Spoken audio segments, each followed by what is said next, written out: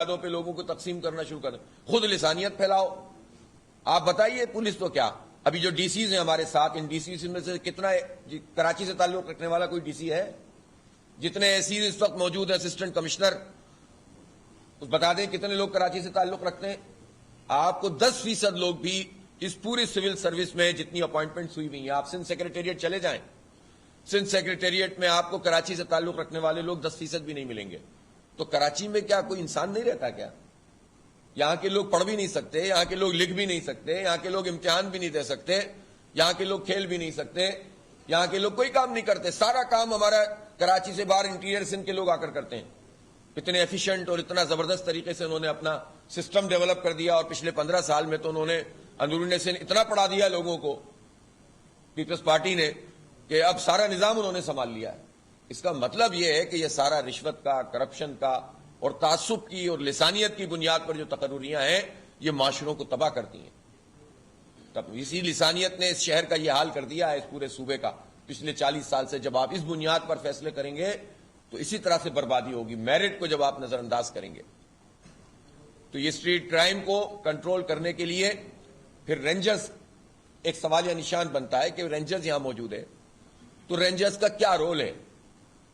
Rangers سے بات کرو تو وہ اپنا ایک بتاتے ہیں کہ جناب ہمارے پاس نفری اتنی ہے، ہم 12 گھنٹے کی ڈیوٹی لے رہے ہیں اور اس کے نتیجے میں اتنی نفری 15,000 بچ جاتی ہے ایک شفٹ کی، ہم کہاں کہاں اس کو لگا سکتے ہیں، اختیارات ہمارے نہیں ہیں۔ بھائی یہ اختیارات آپ کے نہیں ہیں تو یہ آپ نیشنل سیکیورٹی کونسل میں بات کریں، آپ آرمی چیف سے بات کریں، آپ وزیر اعظم سے بات کریں، آپ وزیر اعلیٰ سے بات کریں۔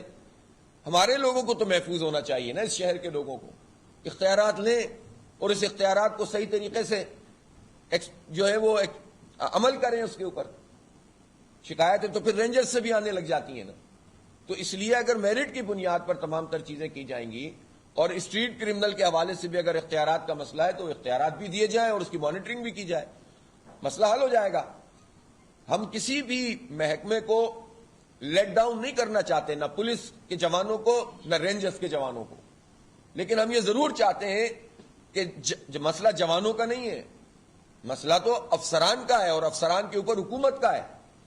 حکومت کی پالیسی، افسران کا کنڈکٹ اگر ٹھیک ہوگا تو یہ جوان صحیح ڈیوٹی دیں گے، اور اگر وہ ٹھیک نہیں ہوگا، وہ ٹائم پاس کریں گے تو ہمارا بجٹ بھی برباد ہوگا، ہمارے پیسے بھی جائیں گے اور ہمیں تحفظ بھی نہیں ملے گا۔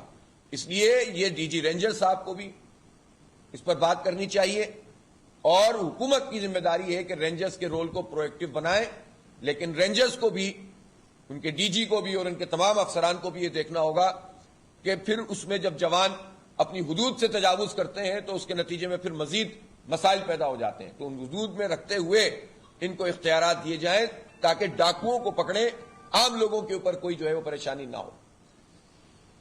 اب میں مردم شماری کے مسئلے پر، بہت اہم ترین مسئلہ ہے جس پر بات کرنا چاہ رہا ہوں۔ اس وقت 7ویں مردم شماری ملک میں ہو رہی ہے۔